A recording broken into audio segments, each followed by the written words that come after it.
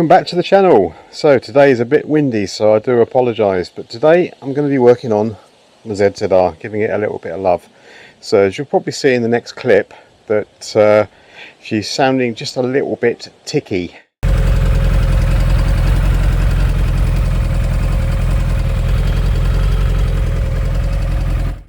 Now it's possible that this is down to the exhaust headers being loose, as I have had this happen before on this particular bike. I made possibly an error by fitting stainless steel studs to the bike, which actually they keep coming loose, so possibly wasn't the best move. I think keeping the original studs would have been far better, but you live and learn. It's also possible that the valve timing needs addressing, and if that is the case, once we discover later, I'll address that in another video coming up in this series, which I'm going to call the ZZR. The other possibility is the cam chain tensioner. Now I've also noticed recently whilst riding the bike that I'm getting a small oil leak, so we're going to hopefully address that too in this video. And I just said oil leak, didn't mean that, I meant water leak. Hey, so yeah, she dribbles a little bit, so we'll get that addressed as well. So I'm going to just get all the bike up, get the fairing off, and we'll take a little look. So this is the upper sky lift, currently configured to lift the front end, and the way it does this is by lifting the bike on this central pivot, and there's a pivot arm both sides which is adjustable. You get special keys which slot into your exact frame, and then there's a band here, a nylon band, which connects to an arm just here, and as I go ahead and lift the bike up, it's going to halt the back end, and then it will pivot on this and then lift the front. And it's really genius how this works. So we'll lock it off, give this a few pumps, and the bike will start to lift. I was a little dubious about that strap, but knowing that they can take a lot of weight. And there you can see the front end coming up.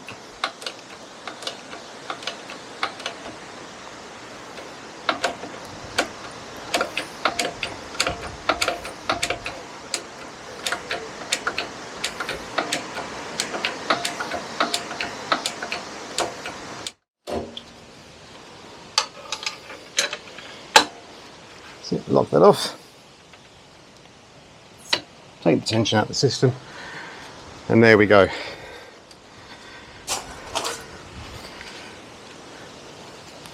Nice and high up in the air.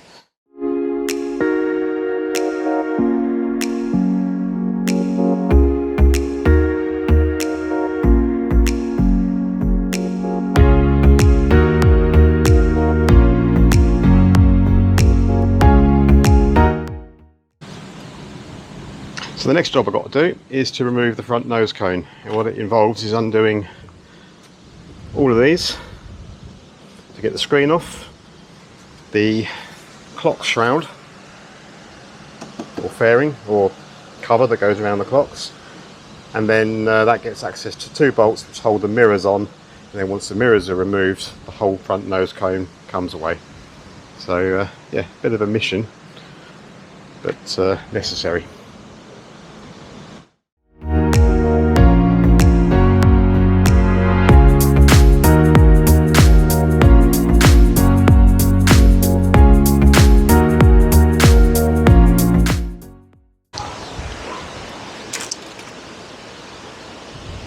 Okay, so when you're undoing these, it's worth keeping a couple of the nuts on ready to go, because what will happen is when you undo the last of it, is this nose cone is just going to drop. So it's well worth trying to do it all in one hit. Get your nuts ready to release.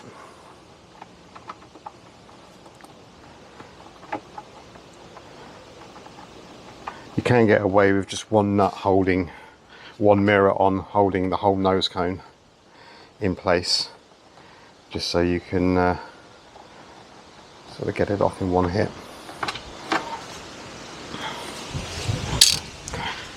There's also a wiring harness that needs to be removed, which is just here for your clocks. Just that one there, that's the only one.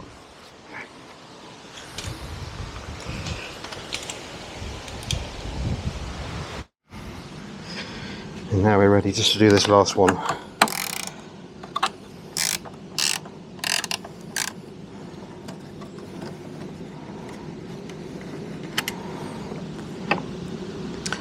So even with the nut off, just the stud of the mirror can still hold things in place at this point. And then we're sort of ready to go. So mirror off, and then the whole thing just slides back. And I undone the wrong connector. Bloody marvellous.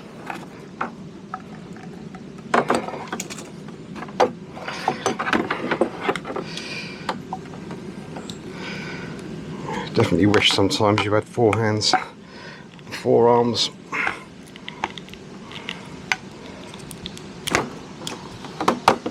That's it. And we set that aside as well. The nose cone is heaviest at the light end, so make sure that when you're setting it down that you put it nose into something, otherwise it will just want to tip over and then you do risk damaging your paint. So what do we now need to achieve? Well, we're going to drain the coolant because I want to gain access behind the radiator and behind the exhaust manifold, because I believe my leak is coming from just where my finger is here. There's like a bar that goes across and it's part of the water jacket, and there's low rings, and you'll become a little bit clearer once I get things apart. So I think what we'll do now is we'll get the coolant drained. So the easiest way to drain the coolant on a ZZR1100 is to undo, hopefully you can see it, this little drain bolt there. If you're going to reuse the coolant, which I am because I know the coolant in this bike is not particularly old, so I'm going to inspect it as it comes out and potentially reuse it. There's no reason. So I've thoroughly cleaned my drain bucket to make sure there's absolutely 0 contaminants in it. So we'll get that nut undone. As I said earlier, it's very windy today, so this could be messy, but we'll see how we get on.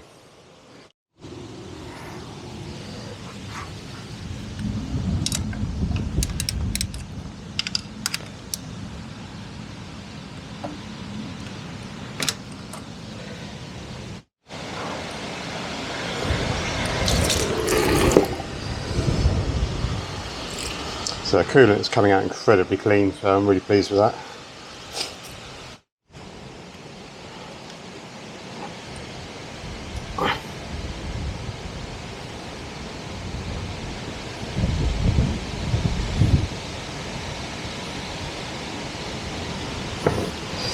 We'll go and put the coolant somewhere safe, completely out the way in my workshop, so that it's not going to get any contaminants on it.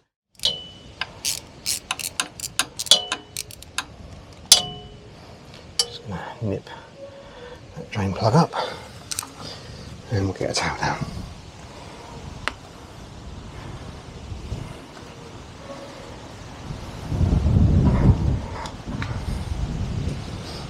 Don't really want to make mess.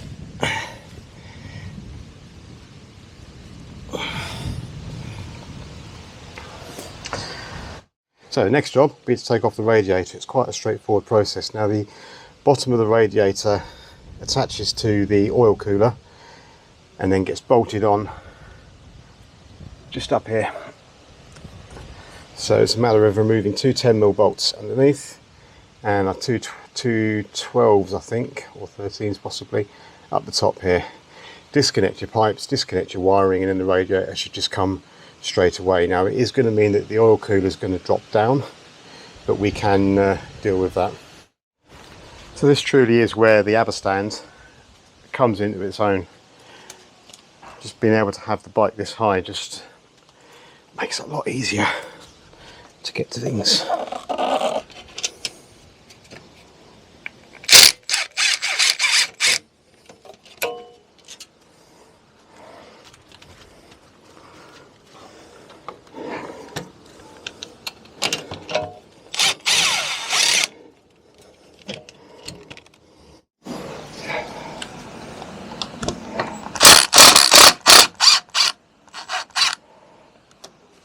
So once again, I'm just going to leave, just undoing these top nuts at the moment, just going to leave them slightly in play, or at least one of them, because I don't want the radiator to just completely drop, because it's a fairly weighty unit. So that should undo my finger. So I'll disconnect that. And then we've just got a couple of pipes just to quickly disconnect, which I'll grab a screwdriver for.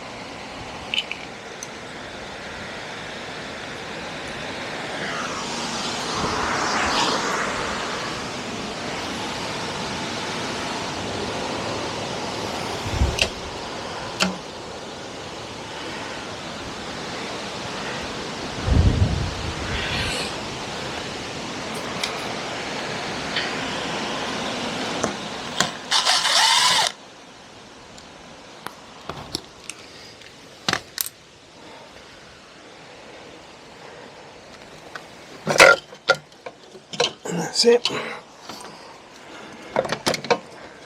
A bit of a wrestle to get it clear.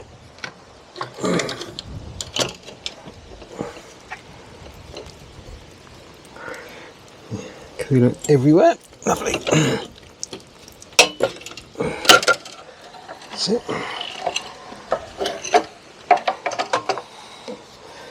And there's always one little pipe I forget, and that's the connector. And that's the fan. So we'll just move that right out the way, and then it can sit there and do its thing. Excellent. So now we can clearly see all of the studs. So next thing I'm going to try and do is just to try and tighten these. I just want to see how tight they are, because as I said earlier, they are prone to winding off or undoing. I believe these are a 13mm, so we'll just double check that, which they are. Get a little extension socket on there.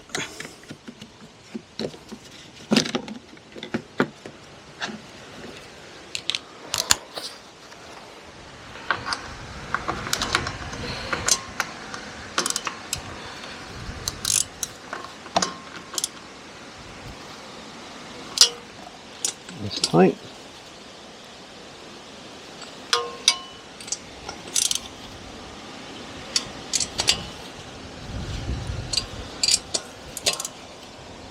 I wouldn't have said they were loose enough to have caused a leak, actually. I mean, they've nipped up a little bit.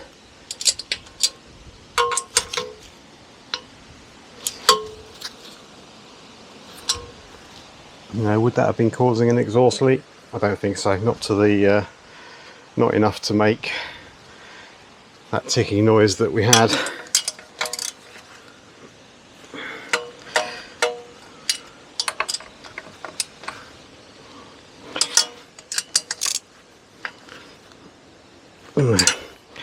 Okay, so I think we will take the whole exhaust off Now you can see also now the other bit that I need to get to, which is this, hopefully you can see it in the film, this bar, just where this socket is right now,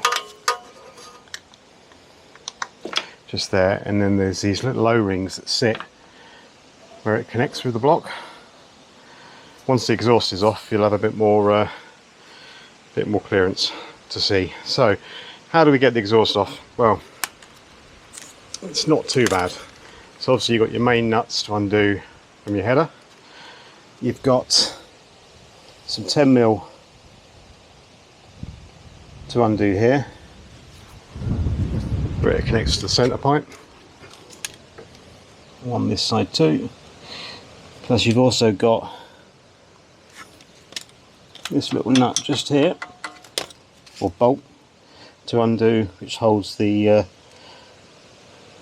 downpipe nice and tight. This is a Black Widow system, stainless steel. Lovely exhaust, sounds amazing. Just got to get to the bottom of this ticking. So I'm going to now take the exhaust off and I'll be back shortly. Right, so that's all the exhaust studs removed. I've had to also undo the rear clamps for the back boxes because I need to pull these back and out of the way. So I think we'll just wrestle these off for a second.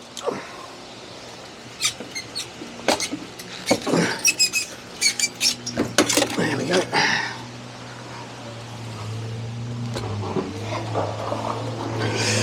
And the other side as well.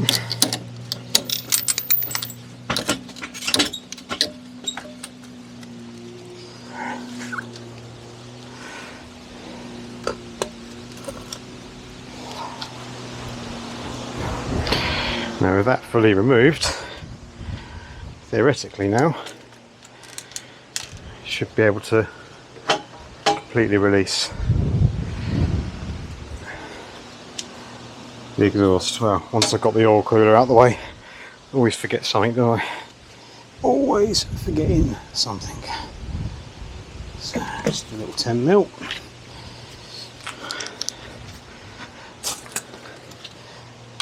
Single nut.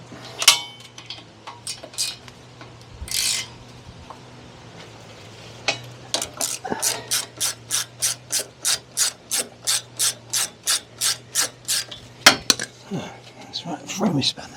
Throw me socket down, why not? That's a good idea. So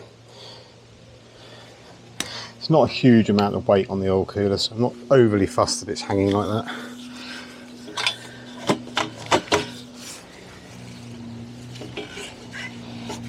She's a bit of a pig to get off.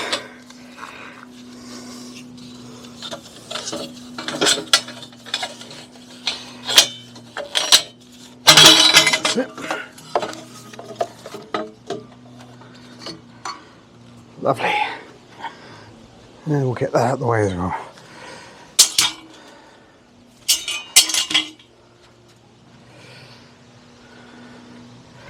So we'll have a little look now at these little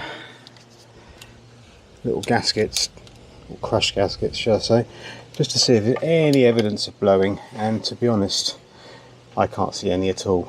It all looks pretty good to me, so I do not believe for a second that a loose exhaust was the source of my issue. Now you can now see here, and the water leak has been coming from one of these O-rings. I believe it's this one here. So it's quite simple.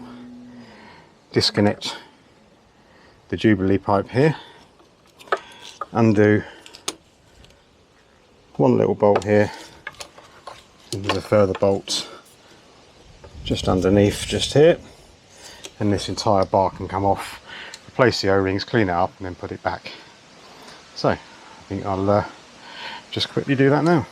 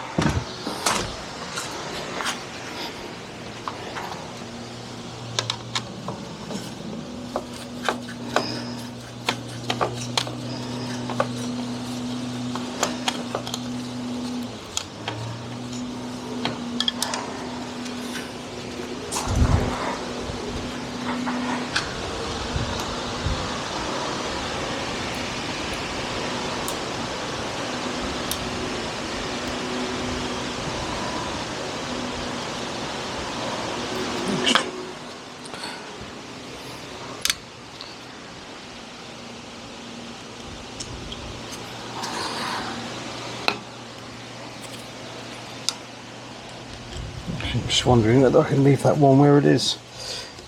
Stops any more coolant coming out.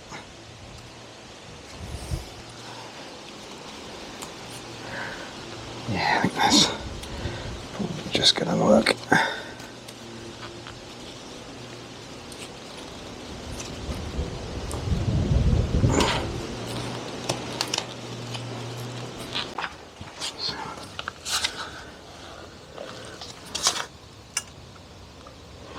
Okay, that's one end.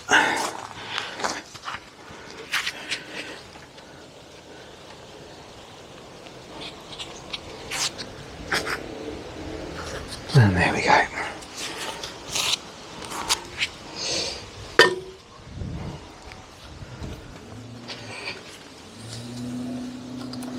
I can certainly see why it was leaking. These O-rings are absolutely knackered. Wow. Let's take a little look, shall we? So this one just fell apart. This one here is falling apart.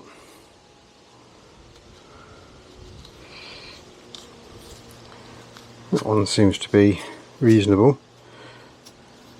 And once again, that one not seeing its best.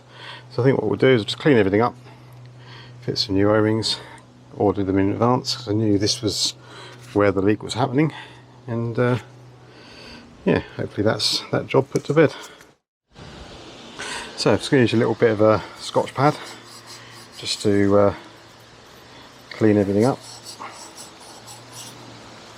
give it the best possible chance.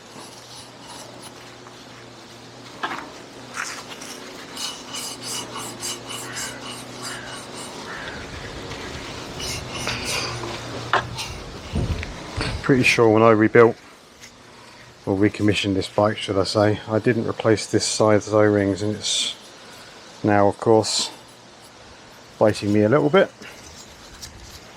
Just clean up the okay, so I ordered some new parts from Kawasaki UK, so they're genuine Kawasaki parts. So I've got my new O-rings, and I've also taken the liberty of ordering, just because I'm fed up I keep retightening, some genuine Kawasaki steel studs. So hopefully that will solve my issue with the exhaust manifold coming loose. And I'm just going to put a tiny little bit of silicone grease on the O-rings. I'm not sure whether that's right or not, or even needed.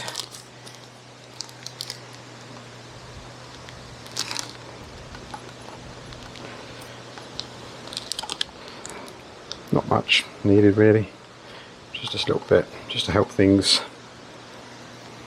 along.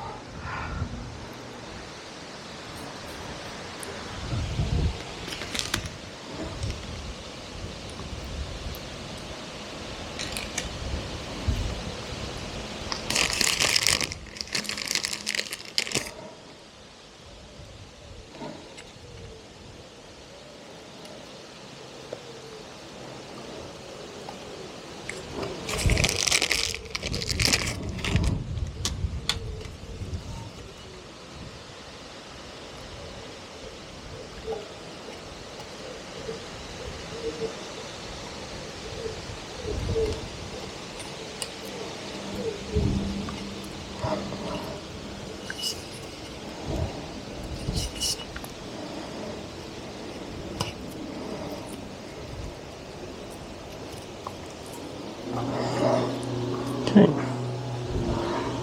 so 4 new O-rings, all fitted.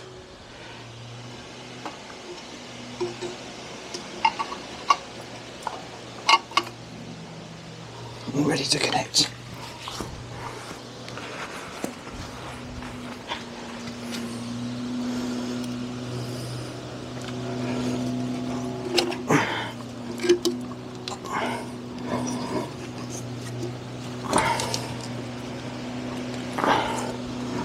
Okay, they're all nicely located, so I'll reconnect this water pipe. Going to be replacing all these pipes soon with silicone ones. As I've heard, they're less prone for expanding under pressure, and I'm pretty sure when this bike's going full chat, not that I've ever been full chat in it or on it, things get quite hot and get quite expandy, so it wouldn't hurt to have silicone.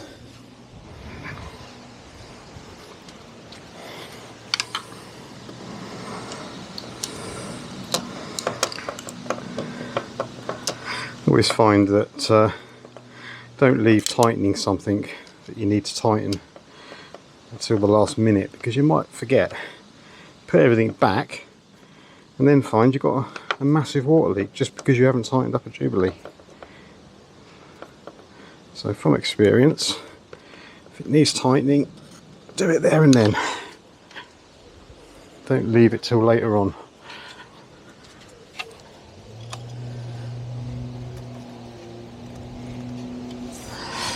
Okay, 2 bolts.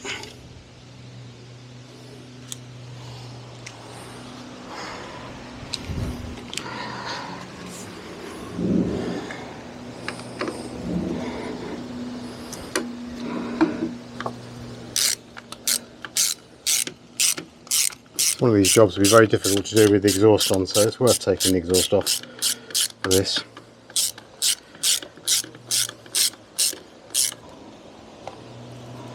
Excellent. Hopefully, job done for the water leak. So, now need to remove the exhaust studs. Now, they aren't going to be ridiculously tight because they haven't been on long enough to cause me any problems. However,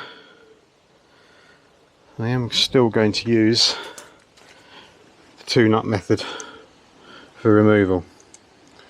As simple as screwing on one nut, screwing on a second nut,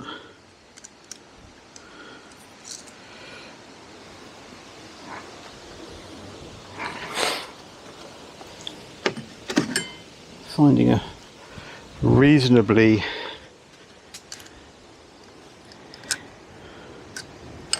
if I can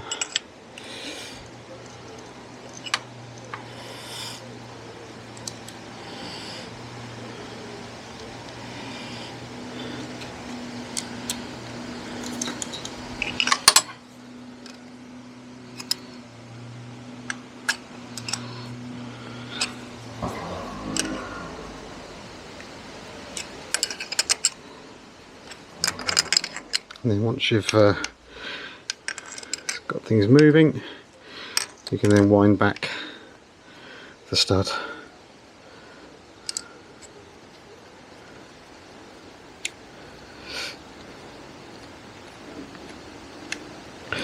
Pretty much works every time. Just going to get the rest of these off and be back in a moment. Okay, so I've managed to remove all by one of the studs. Now this particular stud that just sits here, get some light on it, has not been removed probably from day one when the bike was new. I did try and remove it when I was restudying this, and I gave up because I didn't want to shear it, snap it, get myself into a world of pain. The nut goes on and off freely, so there's no issue with the stud at all, so better just left. So my advice really is, if you are having difficulties with any of these and they're in good order, just don't replace them. Don't do what I've done. I would much rather have kept the original studs in place, because to be honest there was nothing actually really wrong with them. I just wanted that clean look, and to be fair, it's actually caused me more grief. So when I ordered the new studs, I only needed 7. I'm not touching that, that stays there. I could heat it up and get it really hot and so on and so forth, but to be honest I think I'd rather just leave well alone. So already these go in much tighter than the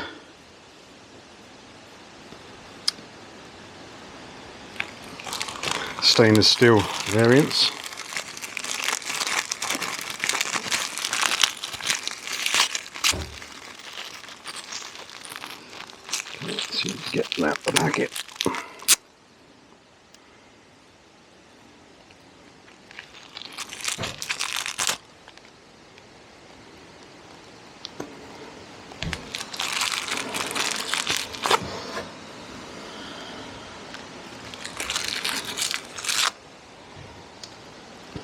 So I've got a friend of mine that always says, don't piss about, just get the original parts. And sometimes I listen and sometimes I think I have better ideas myself, but yeah, I should always, where you can, get OEM. It's just not worth messing around. So I'm going to get all these tightened up. I'm going to probably use the 2-nut system again to tighten these home. I seem to have lost one here. There we go. Okay, so that's the all the new studs in, and they all went in really nicely. Nice bit of resistance when they were screwing in, which is nice. So next thing I'm going to do is remove these old rings. These are crush rings. They've certainly been doing their job.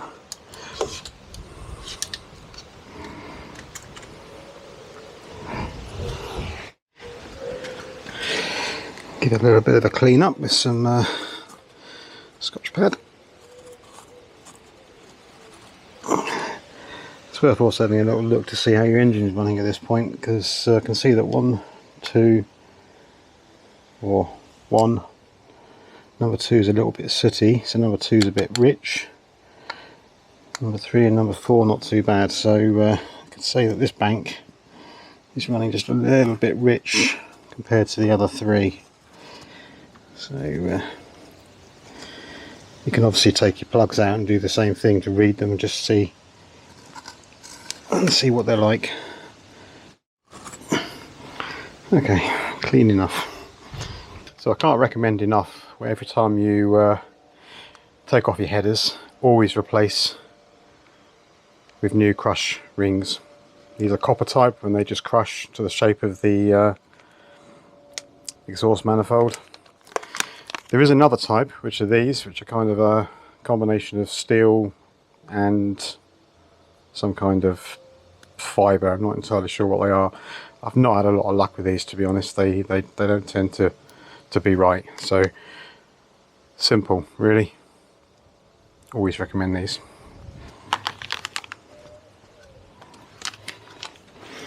Now, the new ones may or may not stay in place. So you're working against gravity, really. So what you can do is just put a little bit of grease around them just to hold them in place, and that's exactly what I'm going to do.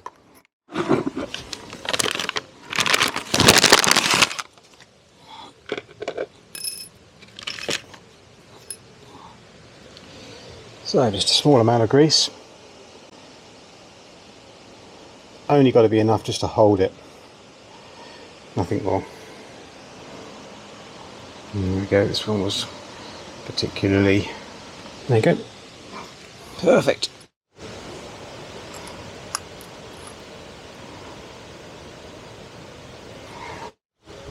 Okay, so now we're ready to refit the downpipes.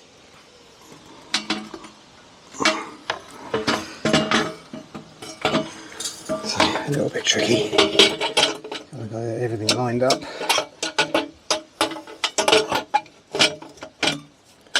It's there. The trouble is, get that lined up, but then the rear bolt doesn't. So you kind of have to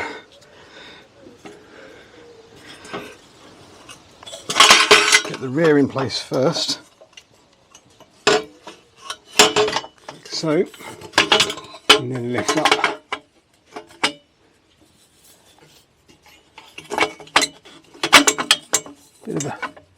Bit of a faff.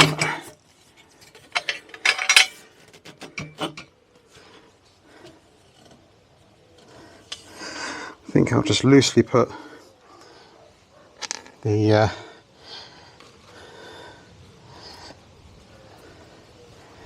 loosely put a bolt in there just to stop that from dropping. That's it.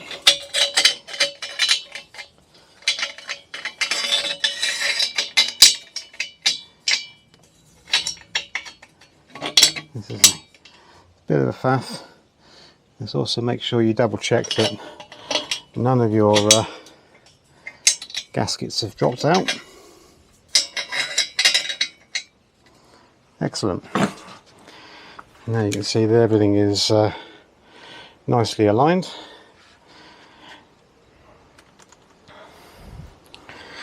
Now we can start putting our nuts back.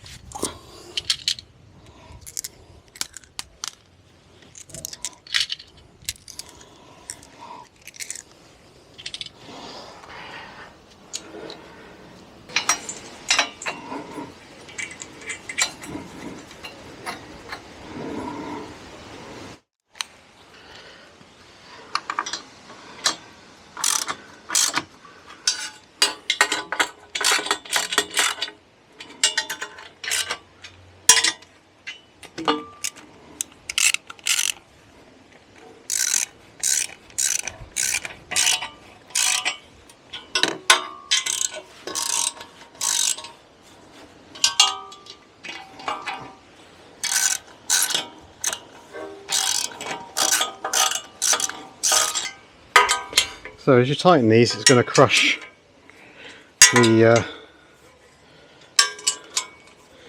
gasket, which is what you want. You want a nice seal.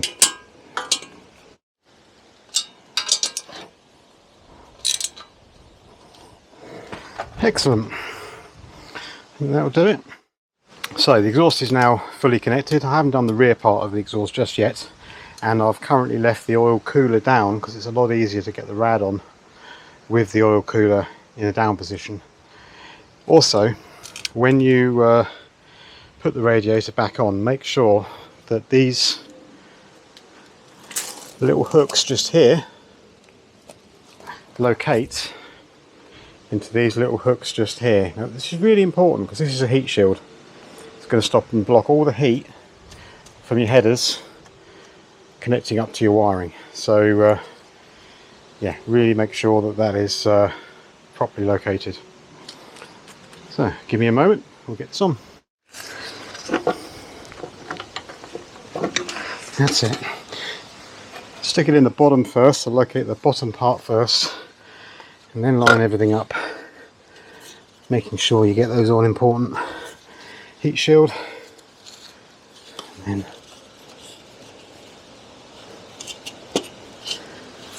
push it back, make sure your wiring's not caught for your fan, and that's about it. That's it. Cool, it's just a few bolts and we'll get this buttoned up. Okay, so I've gone around, double checked all my Jubilees, making sure that they're nice and tight. If they look bad or they, as soon as they go to tighten, they slip, then just replace them. Don't mess around, because these bikes are heavy. You don't really want to be pushing them home. So also with Jubilee clips, you get what you pay for. Don't buy cheap. Get the best quality ones you can get, because then they're going to do the job a lot better. So we'll just get the oil cooler back into position. And the easiest way to do this, I've found, is to just raise it up, make sure these lugs here, I don't know if you can see that in the camera, sit the right side of the radiator. Attach the bottom bolt first. There's a little spacer that I've got in this one to just bring it away slightly from the headers. So get your bottom bolt ready.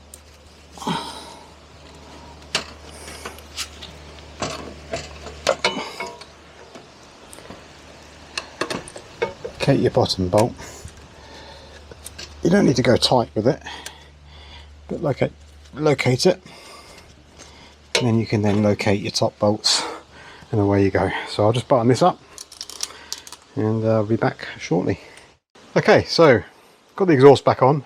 I did do that off camera because, to be honest, it's a bit of a bugger of a job to get everything lined up, and I just wanted to take my time to do it properly. But it's just a matter of connecting all the pipes and rotating until the exhaust sits absolutely level.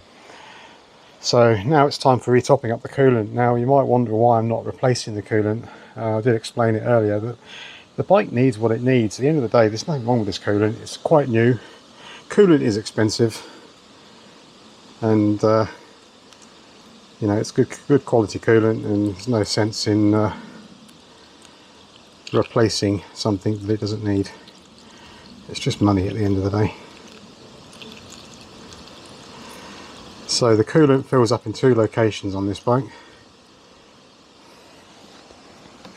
You have got the thermostat housing, which is what I'm filling it up at the moment, and you've also got an overflow or a reservoir. So I'm just going to fill this up until it meets the top.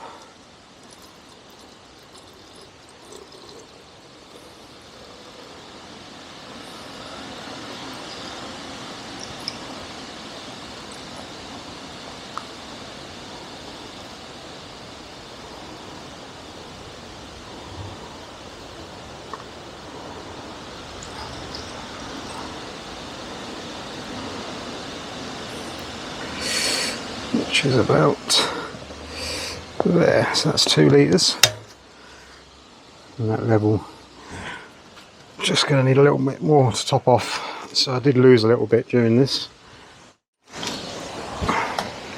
So the coolant I use is the Preston coolant. It's pretty good for this bike.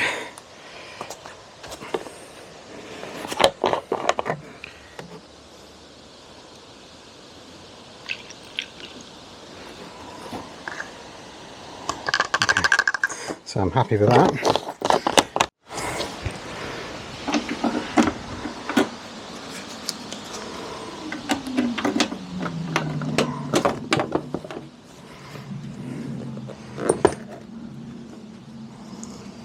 So just underneath all this gubbins, you can see a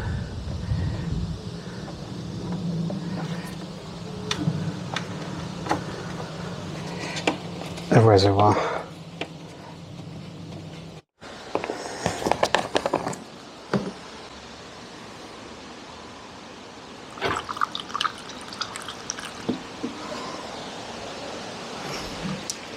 It's now sitting on the high mark. Excellent.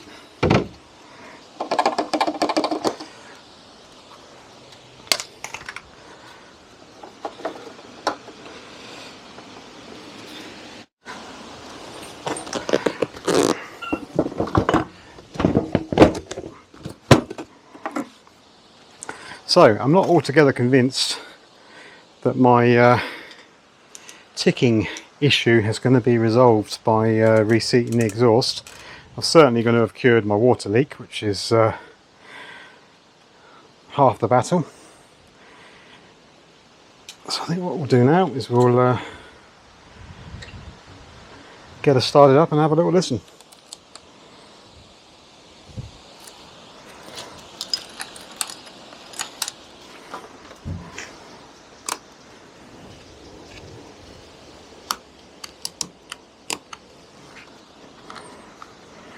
Make sure the fuel's turned on.